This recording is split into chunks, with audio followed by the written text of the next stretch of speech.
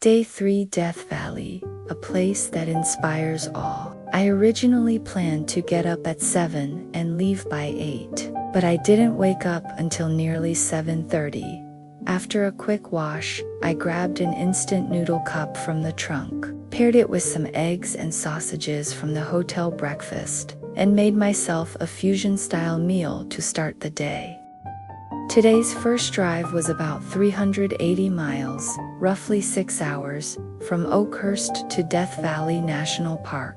The route was CA41, CA99, CA58, CA14, CA178, and CA190. Why the second leg of the drive? Honestly, it's because of my travel OCD. After reading about Death Valley's attractions and seasonal reviews, I concluded that late April is too hot for hiking, so 4 to 5 hours in the park would be enough. Also, there are no chain hotels inside the park, let alone newer ones, and some even report full-day internet outages. To stay connected and avoid backtracking, I decided to drive out of the park the same day and stay nearby. So, the second leg was from Death Valley to Pahrump, Nevada, around 60 miles or 1 hour. The route was CA190, Death Valley Junction, NV160. Time was tight, so I didn't waste a moment. Still, we didn't hit the road until almost 8:30. The little town still held the coolness of morning. We stopped at Starbucks for 2 coffees and began our journey. As we headed southeast from Yosemite, the scenery began to shift. At first, it was lush hills and green fields, then neatly aligned orchards and farmland. Gradually, the green faded, replaced by gray-green bushes, and eventually, golden dunes and barren desert. Yes, we were transitioning from water-rich valleys into a dry, desolate land. After nearly 6 hours on the road, we saw a sign, "Pay ahead." Finally, we had reached Death Valley. Here's a quick travel tip. The ticket booth isn't located in the middle of the road. Instead, it's off to the left side, kind of tucked away. That's where I purchased the annual National Park Pass, $80 for a year. As long as the pass holder is in the car, you can enter any national park in the US on any day with any vehicle. Now, you might ask, why didn't you buy the pass at Yosemite yesterday? Well, I tried, but it happened to be a free entrance day, and they don't sell passes on those days, even if you want one.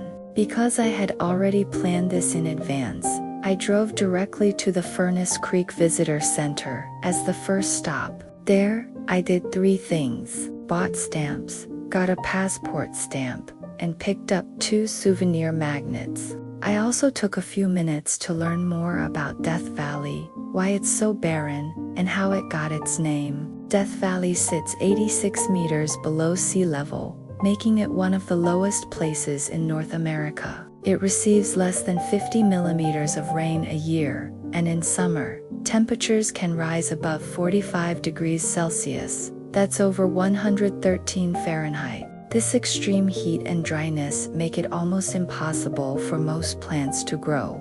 Only in places where there's a water source, like a spring or seasonal stream, will you see anything green. The rest of the valley, it's nothing but exposed rocks, dry sand, and endless desert. As for the name Death Valley, that came from a prospector who accidentally entered this place, nearly lost his life, and somehow survived. As he left, he looked back and said, "Goodbye, Death Valley." After the visitor center, we drove to the second stop, Badwater Basin, the lowest point in North America. The ground was pure white, covered in salt crystals, stretching like a shimmering silver mirror. I walked on it for more than 20 minutes. If, like me, you forgot your sunglasses or overdressed, you'll quickly feel it. Blinding sunlight, dry throat, and signs of heat exhaustion setting in. I got back to the car, drank an entire bottle of water, and moved on to the third stop, Artist's Palette. This is a series of colorful hills, formed by volcanic minerals. But if you've been to places like Junction in China, or Zion, or Bryce Canyon, you might find these colors more muted and subtle. Still, the drive here is beautiful. It's a one-way narrow road winding gently through hills, quiet, scenic, poetic. The fourth and final stop was Zabriskie Point. It looks similar to artist's palette, but is shaped by wind erosion, like something straight out of a geography textbook. If you don't mind the heat, and you love chasing sunsets, this is definitely a place worth waiting for. Death Valley may be a place where plants refuse to grow, but it speaks deeply to the awe and reverence we humans feel toward nature.